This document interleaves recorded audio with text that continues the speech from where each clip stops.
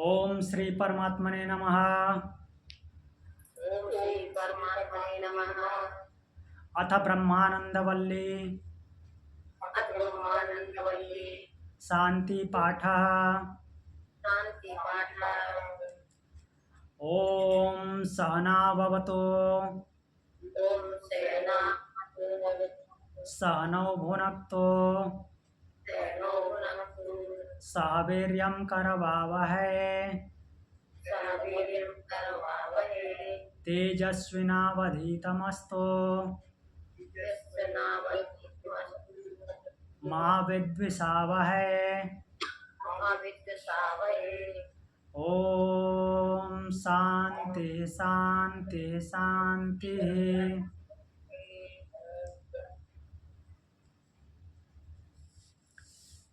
तो इसका अर्थ देख लेते हैं हम। पहले भी हम इस मंत्र का प्रयोग किए हैं, अर्थात यूज में आया है। तो उस समय आप लोग नहीं थे। ये मंत्र आया था आपके कठ उपनिषद में, क्योंकि कठ उपनिषद भी कृष्ण यजुर्वेद से है और यह भी कृष्ण यजुर्वेद से है। तो इसलिए यहाँ पे आ रहा है ओम सहना भवतु सहनौ भुनक्तु सह वीर्यं करवावहै तेजस्विनावधीतमस्तु मा विद्विषावहै। तो ओम जो है, ओम तो परमात्मा का वाचक है, तो इसलिए हर जगह ओम आना स्वाभाविक सी बात है। सहना भवतु, सहना भवतु अर्थात हम दोनों, नौ, हम दोनों कौन? गुरु और शिष्य। हम दोनों की सह अवतु साथ साथ रक्षा करें, ब्रह्म से प्रार्थना है। हम दोनों की साथ साथ रक्षा करें। सहनौ भुनक्तु, सहनौ भुनक्तु का मतलब है हम दोनों का साथ साथ पालन करें, अलग अलग नहीं, कम ज़्यादा नहीं, साथ साथ। सह वीर्यं करवावहै, और ऐसी कृपा करें कि हम साथ साथ शक्ति प्राप्त करें, सामर्थ्यवान हो। वीर्यम करवावहै, साथ साथ वीर्यवान हो, शक्तिशाली हो। तेजस्विनावधीतमस्तु, तेजस्विना अधीतमस्तु, अधीतम। तो जो हम दोनों ग्रहण करें, अर्थात जो हम प्राप्त करें शिक्षा के माध्यम से या किसी माध्यम से, तो विशेष रूप से शिक्षा की बात हुई है। जो शिक्षा हम ग्रहण करें, हम जो ज्ञान अर्जित करें, वह कैसा हो? तेजस्वी हो। जो अधीत करें, अपने अंदर लेकर आए, वो तेजस्वी हो, तेजोमयी हो। माँ विद्विषावहै, माँ विद्विषावहै, हम आपस में द्वेष न करें। तो पूरा मंत्र एक लाइन में देख लेते हैं। हम दोनों की साथ साथ रक्षा करें, दोनों का साथ साथ पालन करें, दोनों साथ साथ शक्तिशाली हों, मीन्स दोनों साथ साथ वीर्यवान हों। तेजस्विनावधीतमस्तु, और जो हम अधीत करें अर्थात अपने अंदर लेकर आए, वो तेजोमयी हो, तेजस्वी हो। माँ विद्विषावहै, हम आपस में कभी द्वेष ना करें, हम आपस में द्वेष ना करें। ओम शांति शांति शांति, इस प्रकार से त्रिविध शांति की बात की है। अब आगे हम ब्रह्मानंद वल्ली का प्रथम मंत्र देखते हैं। प्रथम अनुवाक है। अथ प्रथमानुवाक, अथ प्रथम अनुवाक। ब्रह्मविदाप्नोति परमा तदेशाभ्युक्ता ब्रह्मविदाप्नोति परमा तदेशाभ्युक्ता का तो बोले ब्रह्मविद, जो ब्रह्म को जानने वाला है उसी को ब्रह्मविद बोलते हैं। ब्रह्म मतलब ब्रह्मविद मतलब जानने वाला। परम आपनोति, परम किसको बोलते हैं? ब्रह्म को ही बोलते हैं। सुप्रीम जो है, जिससे ऊपर और कोई नहीं है, वही मीन्स परम। तो जो ब्रह्म को जानने वाला है ब्रह्म को प्राप्त कर लेता है। ब्रह्म आपनोति, ब्रह्म को प्राप्त करता है, ब्रह्म को प्राप्त हो जाता है, ये भी अर्थ बोल सकते हैं। ब्रह्म को जानने वाला ब्रह्म को प्राप्त हो जाता है। तत् ऐसा अभ्युक्ता, उसी भाव को, यह अभ्युक्ता मीन्स व्यक्त कर रहा है, उसी भाव को यहाँ पर व्यक्त किया गया है। इस श्रुति के माध्यम से उस इसी भाव को व्यक्त किया गया है कि ब्रह्म को जानने वाला ब्रह्म को प्राप्त कर लेता है। ठीक, एक तरह से यह महावाक्य की तरह ही है, वैसे इसको महावाक्य में लिया नहीं गया है। सनातन दर्शन में 4 महावाक्य हैं, पता है? 4 महावाक्य हैं, जिसमें से 2 महावाक्य हम पढ़ चुके हैं। अभी क्लास के अंत में पूछूंगा, बताना है।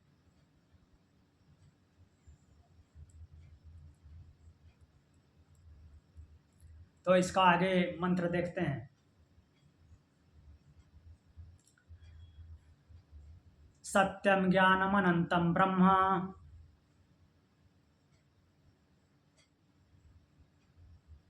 अनम्यूट कीजिए। हाँ, सत्यम ज्ञान अनंतम ब्रह्म यो वेद निहितम गुहायाम परमे व्योमन, यो वेद निहितम गुहायां परमे व्योमन सो अश्नुते सर्वान् सो अश्नुते सर्वान् कामान् कामान् सह ब्रह्मणा विपश्चितेति। स ब्रह्मणा विपश्यते। तो बोल रहे हैं कि सत्यम ज्ञानम अनंतम ब्रह्म, वह जो ब्रह्म है सत्यम ज्ञानम अनंतम, वो क्या है? सत्य है, ज्ञान स्वरूप है, और कैसा है? अनंत है, जिसका कोई अंत नहीं है। ब्रह्म सत्य, ज्ञान स्वरूप और अनंत है। जो वेद निहितम गुहायाम परमे व्योमन, जो उसको जान लेता है, यो वेद, जो उसको जान लेता है, किसको? निहितम गुहायाम, जो गुहा में निहित है। गुहा शब्द आते ही समझ लेना हृदय गुफा, अर्थात यहाँ ब्रह्मरंध्र के नीचे, जहाँ पे उसका स्थान है, जहाँ पे हमको प्रतीत होता है तो वो सर्वव्यापी, लेकिन वहाँ पे वो प्रतीत होता है, अनुभव होता है। परमे व्योमन, वो भी उसको प्रतीत होता है जो ब्रह्म को जानने की स्थिति में है, सबको नहीं प्रतीत होता। अब जिसको पता ही नहीं कि ब्रह्मरंध्र क्या होता है, हृदय गुफा क्या होती है, उसको कहाँ से पता चलेगा? तो निहितम गुहायाम परमे व्योमन, परम व्योम में, परम आकाश, परम आकाश अर्थात जिससे ऊपर और कोई आकाश नहीं है। तो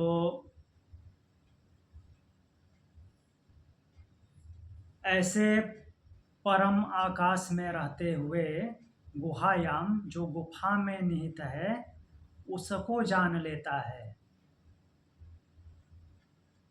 साधक की बात हो रही है।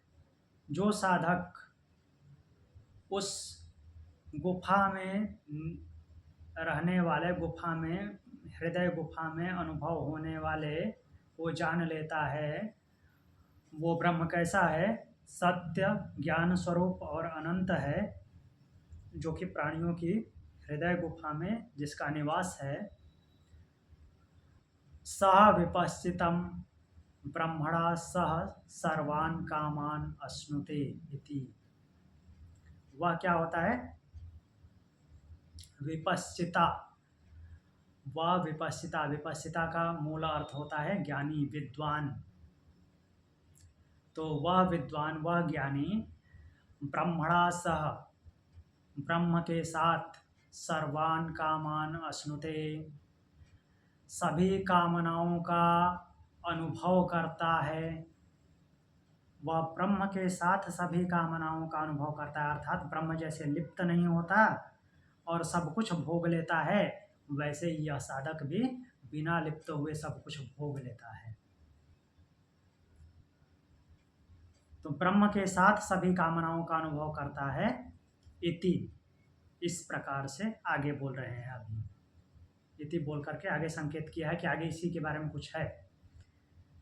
तो इसको फिर से देख लेते हैं। सत्यम ज्ञानम अनंतम ब्रह्म, ब्रह्म जो है सत्य स्वरूप है, सत्य है, ज्ञान स्वरूप है और अनंत है। यो वेद निहितम गुहायाम परमे व्योम, यह जो साधक उस परम व्योम में रहते हुए, गुफा में निहित परम आकाश में रहते हुए हृदय गुफा में स्थित उस ब्रह्म को जान लेता है, वह विद्वान, वह ज्ञानी ब्रह्म के साथ सर्वान कामान अश्नुते, सभी कामनाओं का अनुभव करता है, इति, इस प्रकार आगे और बोल रहे हैं। देखते हैं क्या है।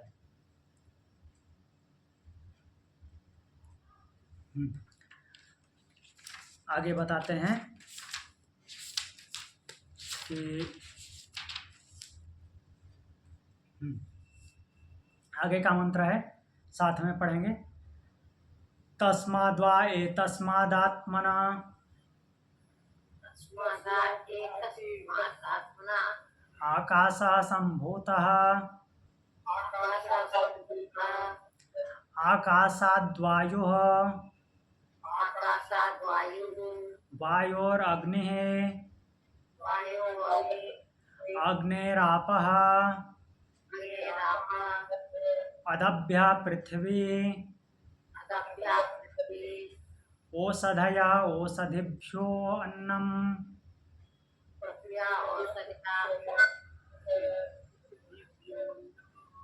अन्नात् पुरुषः, अन्नात् पुरुषः, स वा एष पुरुषो अन्नरसमयः, स वा एष पुरुषो अन्नरसमयः, तस्येदमेव शिरः, तस्येदमेव शिरः,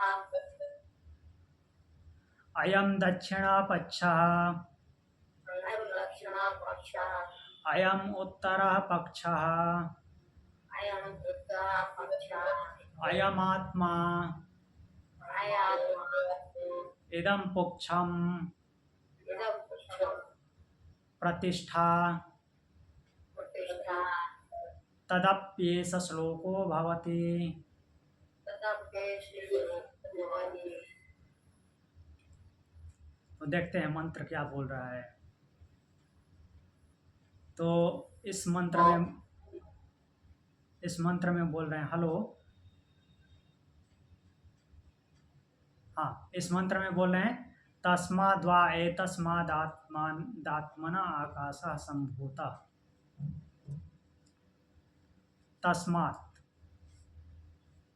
तस्मात् वा एतस्मात्, तो बोल रहे हैं कि निश्चय ही इस तस्मात् एतस्मात् का मतलब यही है, इस आत्मन, जो आत्मन अर्थात आत्मस्वरूप परमात्मा है, आकाशः सम्भूतः, उससे क्या हुआ, आकाश उत्पन्न हुआ।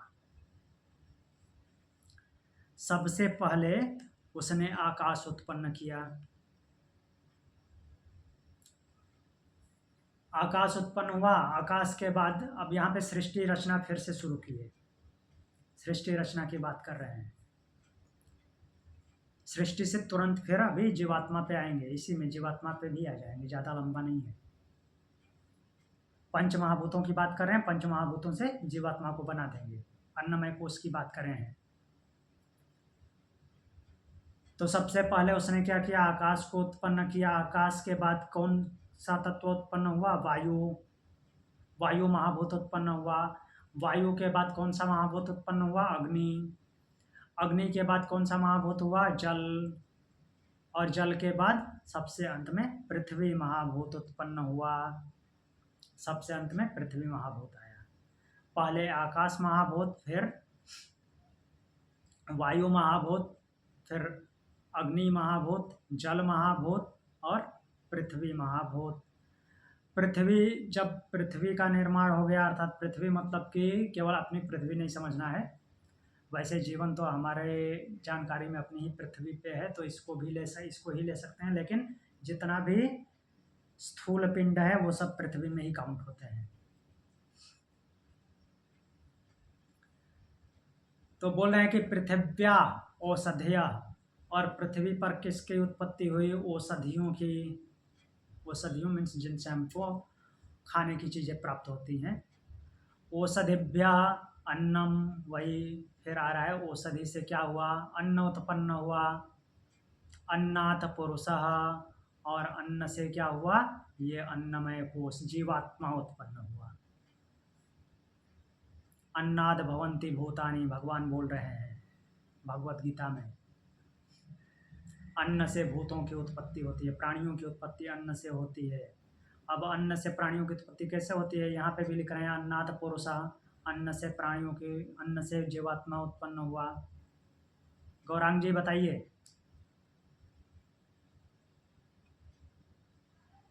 हेलो। जी सर।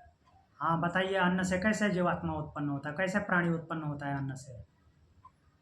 अन्न का तुमने वो बताया था भोजन में, जब सारे वो जब हाँ, पंच जो भी हम ग्रहण करते हैं वो सब कुछ अन्न है, चूंकि अन्न से ही इस शरीर का पालन पोषण होता है, तो इसकी उत्पत्ति जिस माध्यम से हम उत्पन्न हुए हैं उसका भी पालन पोषण तो अन्न से ही हुआ है। तो ये जो साइकिल चल रहा है वो अन्न के माध्यम से ही चल रहा है। तो इसलिए यहाँ पे भी भगवान भी बोल रहे हैं कि अन्न से प्राणियों की उत्पत्ति होती है। ठीक है, आगे बढ़ते हैं। स एष पुरुषः, वह यह जीवात्मा, वह निश्चय ही अन्न रसमयः, अन्न और रसमय है। अन्न मतलब कि जो हम ठोस ग्रहण करते हैं वो अन्न, और रसमय लिक्विड जो है वो रस, उन दोनों का एक साथ लिया है। और इन दोनों के साथ में होने से ये स्थूल शरीर पिंड का निर्माण होता है, अर्थात पिंड सिंचित होता है, ये चलायमान रहता है। तस्य इदम एव शिरः, उसमें यह सिर है। सिर का भाग बता रहे हैं। यहाँ पे एक पक्षी का एग्जाम्पल लिए हैं, पक्षी के माध्यम से बता रहे हैं जीवात्मा को। उसमें सिर है। और अयम दक्षिणा पक्ष, यह दक्षिण पक्ष है, दाहिना पक्ष है। उसमें एक दाहिना पक्ष है और एक और क्या है, आगे बताते हैं। अयम दक्षिणा पक्ष, अयम उत्तरा पक्ष, और एक उत्तर पक्ष अर्थात बायां पक्ष है। अयम आत्मा, और यही जीवात्मा है, अर्थात जो मेन बॉडी है, बीच का सेंटर पोर्शन है, सेंटर पार्ट है, ऊपर से लेकर नीचे तक, उसको जीवात्मा की उपाधि दिए हैं, ये जीवात्मा है। उसी में एक उत्तर पक्ष है, एक दक्षिण पक्ष है। और इदम पुंछम प्रतिष्ठा, यह जो पूंछ है उसकी प्रतिष्ठा है। जो पक्षी होता है पूंछ उसकी प्रतिष्ठा होती है, अर्थात उसी के बल पे वो स्थिर होता है। तो ये सबके लिए एप्लीकेबल है, केवल पक्षी के लिए नहीं है। पूंछ मतलब जो हमारे लेग हैं, उसी से हम प्रतिष्ठित होते हैं, उसी के भरोसे हम खड़े होते हैं। मीन्स वो हमको स्थिरता देता है, स्थायित्व प्रदान करता है। जैसे उड़ने वाले पक्षी को पूंछ स्थिरता देती है। किसी पक्षी की पूंछ काट दीजिए, वो नहीं उड़ पाएगा, उड़ेगा भी तो थोड़ी दूर उड़ के गिर जाएगा। मीन्स बैलेंस अपना नहीं कर पाएगा। जिनकी पूंछ नहीं होती वो अपने लेग का पूंछ बनाते हैं, लाइक बगुला। तो यहाँ पे पूंछ शब्द इस्तेमाल किए हैं, वो यूज किए हैं। तो किसी भी जीवात्मा के लिए जो बॉडी का लोअर पोर्शन होता है वो उसके प्रतिष्ठा होती है, उसकी स्थिति होती है, वो स्थिरता देता है उसको। तत् अपि, उस विषय में श्लोक भवति, यह श्लोक है, ऐसा श्लोक भवति, यह श्लोक जो नीचे दिया गया है। एक बार फिर से देख लेते हैं। ये वह जो परमात्मा है, परमात्मा से परमात्मा ने जब इच्छा की, मतलब ऐतरेय उपनिषद के हिसाब से इच्छा की, यहाँ पे डायरेक्ट बोल रहे हैं कि पहले उसने क्या किया, आकाश बनाया, आकाश के बाद फिर कौन सा महाभूत आया, वायु, वायु महाभूत के बाद आया अग्नि, अग्नि के बाद आप जल, जल के बाद पृथ्वी, और पृथ्वी पे औषधियाँ उत्पन्न हुई, औषधियों से हमें क्या मिला, अन्न मिला। औषध ध्यान रखना है, औषधि से मिक्स नहीं करना है। अन्न, अन्न से जीवात्मा अर्थात प्राणियों की उत्पत्ति हुई, और वही यह जो प्राणी है, जीवात्मा है, निश्चय ही अन्न रसमय है। अन्न रसमय का मतलब अन्नमय कोश वाला है, यह स्थूल शरीरधारी है। तो उसमें सिर है, एक दाहिना पक्ष है, एक बायां पक्ष है, दक्षिण पक्ष और उत्तर पक्ष, दो पक्ष हैं। और वह जीवात्मा जो पूर्ण शरीर वाला मीन्स मध्य भाग को जीवात्मा आत्मरूप बोल रहे हैं कि वह स्वयं है। इदम पुच्छम, जो उसकी पूंछ है वही उसकी प्रतिष्ठा है, वो स्थिति प्रदान करती है।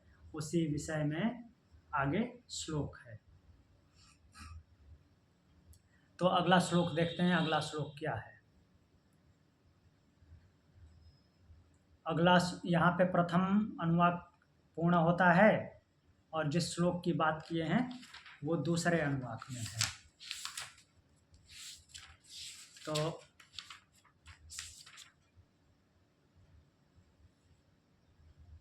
हाँ,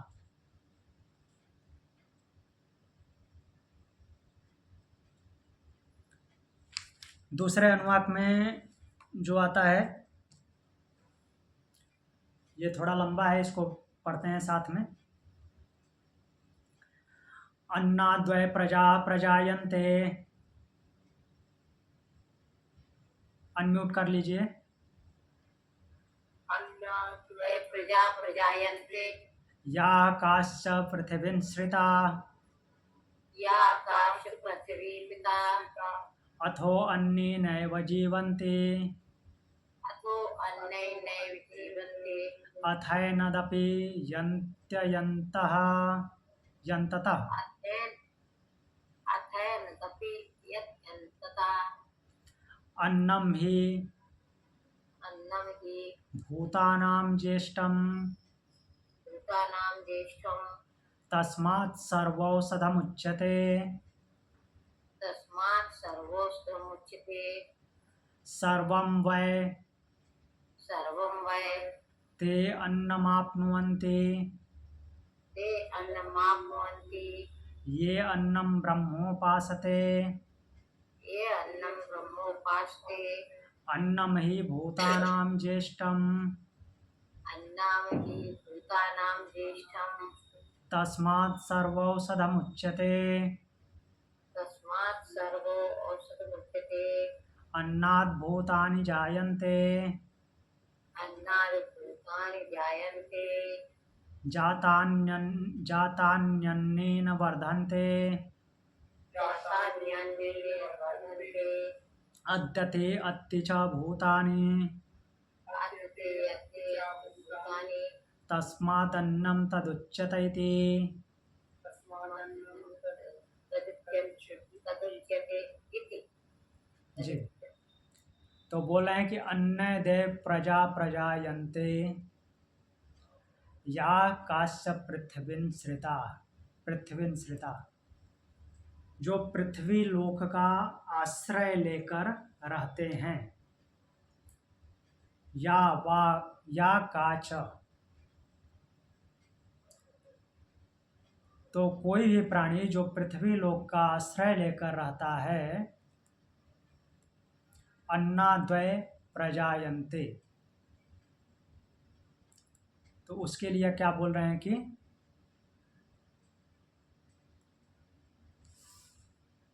अन्नाद्वय प्रजायन्ते,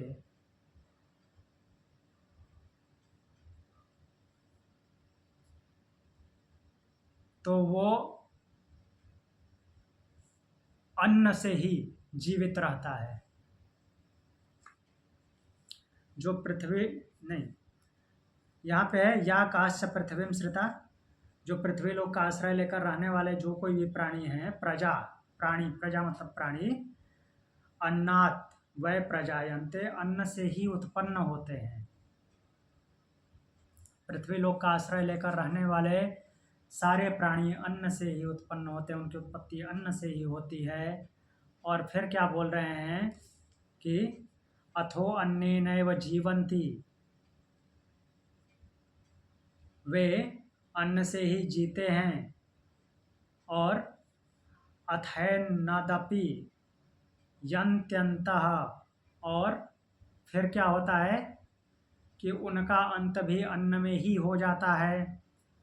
कहने का तात्पर्य ये है कि जब तक प्राणी जीवित रहता है, जब तक जीवात्मा साथ में है, जीवात्मा के रूप में रहता है, तब तक तो वो अन्न को खाता है। और जैसे ही जीवात्मा अर्थात आत्मा का साथ, ये प्राण का साथ छूट जाता है, तो अन्न उसे खा लेता है। सारे इंद्रियों से, सारे मुखों से जिनको जिनको ग्रहण करता है, ये उसी में तो विलीन हो जाता है प्राण के जाने के बाद। तो वही बोल रहे हैं कि ये पृथ्वी लोक का आश्रय लेने वाले सारे प्राणी अन्न से ही उत्पन्न होते हैं, अन्न से ही जीवित रहते हैं, जीते हैं, और अन्न में ही विलीन हो जाते हैं। फिर क्या बोल रहे हैं, अन्न ही भूतानाम ज्येष्ठम। अन्न, इसलिए अन्न क्या है, सभी भूतों में श्रेष्ठ है। अन्न से उत्पन्न होते हैं, अन्न से जीवित रहते हैं और अन्न में ही विलीन हो जाते हैं, इसलिए अन्न जो है भूतों में श्रेष्ठ है, सभी प्राणियों में श्रेष्ठ है। तस्मात् सर्वौषधम उच्यते, और इसलिए सभी औषधियों में, सभी औषधियों में, सभी औषधियों के रूप में वो जाना जाता है। सभी औषधियों के रूप में वो जाना जाता है। कौन, अन्न। ये अन्नम ब्रह्म उपासते, जो साधक, ये साधक के लिए आया है, जो साधक अन्न को ब्रह्म के रूप में उपासना करते हैं, उसको ब्रह्म समझ करके पूजते हैं, अर्थात ब्रह्म के रूप में ही उसको देखते हैं और उसकी उपासना करते हैं, ते वै सर्वम अन्नम आपनुवन्ति, वे समस्त अन्न को प्राप्त कर लेते हैं, अर्थात वो परिपूर्ण हो जाते हैं, सब प्रकार से जो जो चाहिए उनको वो प्राप्त हो जाता है, क्योंकि वो ब्रह्म के रूप में उसकी उपासना कर रहे हैं, उसको ब्रह्म समझ के ले रहे हैं। तो लिप्त नहीं होंगे, ऐसा होगा तो, और सब कुछ प्राप्त भी हो जाएगा। बोल रहे हैं ही, क्योंकि अन्नम भूतानाम ज्येष्ठम, फिर से बोल रहे हैं क्योंकि अन्न सभी प्राणियों में श्रेष्ठ है, ज्येष्ठ है अर्थात श्रेष्ठ है। तस्मात् सर्वौषधम उच्यते, इसलिए सारी औषधियों के नाम से कहा जाता है या जाना जाता है। अन्नात् भूतानि जायन्ते, अन्न से सारे प्राणी उत्पन्न होते हैं, जो पहले बताए थे उसी को फिर से बोल रहे हैं। अन्न से ही सारे प्राणी उत्पन्न होते हैं। जातानि अन्नेन वर्धते, और उत्पन्न होकर के, जन्म लेकर के, अन्नेन वर्धन्ते, अन्न से ही बढ़ते हैं, अन्न से ही उसका सॉरी अन्न से ही उनका पालन पोषण होता है, अन्न से ही वृद्धि को प्राप्त होते हैं। तत् अद्यते, तत् अद्यते, वह प्राणियों के द्वारा खाया जाता है, च तथा भूतानि, प्राणियों को वो खाता है। जो शुरू में बात बोले थे उसी को थोड़ा सा अलग वाक्यों में, अलग शब्दों में बोल रहे हैं। तस्मात्, इसलिए, अन्नम इति उच्यते, इसलिए वह अन्न कहा जाता है। मीन्स एक ही चीज को दो बार में बताए हैं। बोल रहे हैं कि अन्नाद्वय प्रजा प्रजायन्ते या काश्च पृथ्वीश्रिता, जो भी प्राणी पृथ्वी का आश्रय लेकर रहने वाले हैं वो सबके सब अन्न से उत्पन्न होते हैं। अन्न से ही वो जीवित रहते हैं और अन्न में ही विलीन हो जाते हैं। इसलिए अन्न सभी भूतों से अर्थात सभी प्राणियों से श्रेष्ठ है। इसलिए वह सभी औषधियों के रूप में जाना जाता है, ऐसा कहलाता है। जो साधक अन्न की ब्रह्म के रूप में उपासना करते हैं वह अवश्य ही समस्त अन्न को प्राप्त कर लेते हैं, अर्थात सब कुछ से परिपूर्ण हो जाते हैं। और क्योंकि फिर बोल रहे हैं कि अन्नम भूतानाम ज्येष्ठम, क्योंकि अन्न जो है प्राणियों में श्रेष्ठ है, इसलिए सर्व औषधम उच्यते, सभी औषधियों के रूप में कहा जाता है। अन्न से सारे प्राणी पैदा होते हैं, सभी उत्पन्न होकर उसी के द्वारा बढ़ते हैं, वृद्धि को प्राप्त होते हैं। अद्यते, और वह उनके द्वारा खाया जाता है और फिर वो उनको खा लेता है। भूतानी अत्ति, और वो फिर भूतों को खाता है, अर्थात प्राणियों को खाता है। प्राणी उसको खाते हैं, वो प्राणियों को खा लेता है। तस्मात् अन्नम इति उच्यते, इसलिए वह अन्न कहा जाता है, अर्थात उसी से सब कुछ संचालित हो रहा है। तो ये द्वितीय अनुवाक का मंत्र था। इसमें और भी मंत्र है, एक और मंत्र है, तो वो कल देखेंगे। आज यहाँ की कक्षा, तैत्तिरीय उपनिषद की कक्षा आज की यहीं पे पूर्ण करते हैं। ओम शांति। कुछ पूछना है इसमें से?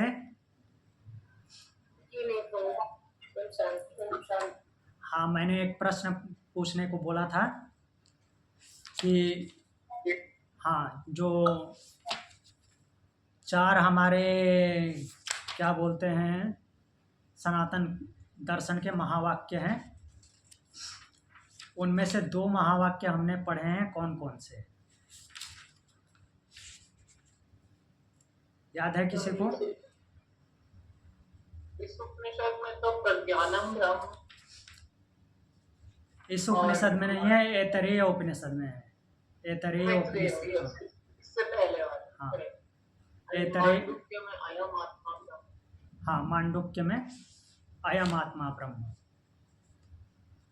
प्रज्ञानम ब्रह्म जो है महावाक्य है, जो ऐतरेय उपनिषद में है। ऐतरेय उपनिषद के तृतीय अध्याय का खंड 1 का तीसरा मंत्र का भाग है प्रज्ञानम ब्रह्म। तो ये ऐतरेय उपनिषद से है, जो कि ऋग्वेद का हिस्सा है, ऋग्वेदीय ऐतरेय उपनिषद से। और दूसरा है मांडुक्य उपनिषद का दूसरा मंत्र है, सर्वम ह्येतद् ब्रह्म अयम आत्मा ब्रह्म, बीच में आया है, सो अयम आत्मा चतुष्पाद। तो ये अथर्ववेदीय मांडुक्य उपनिषद से है। तो एक ऋग्वेद से हो गया है, एक अथर्ववेद से हो गया है। दो और हैं, एक है यजुर्वेद से, एक है सामवेद से, वो बाद में पढ़ेंगे। वो अभी इस बुक में 9 उपनिषद में नहीं आएंगे, इसके अलावा जो 2 और उपनिषद हैं उनमें से एक एक में आएंगे। ठीक है, तो आज के लिए इतना ही। प्रणाम। ओम शांति।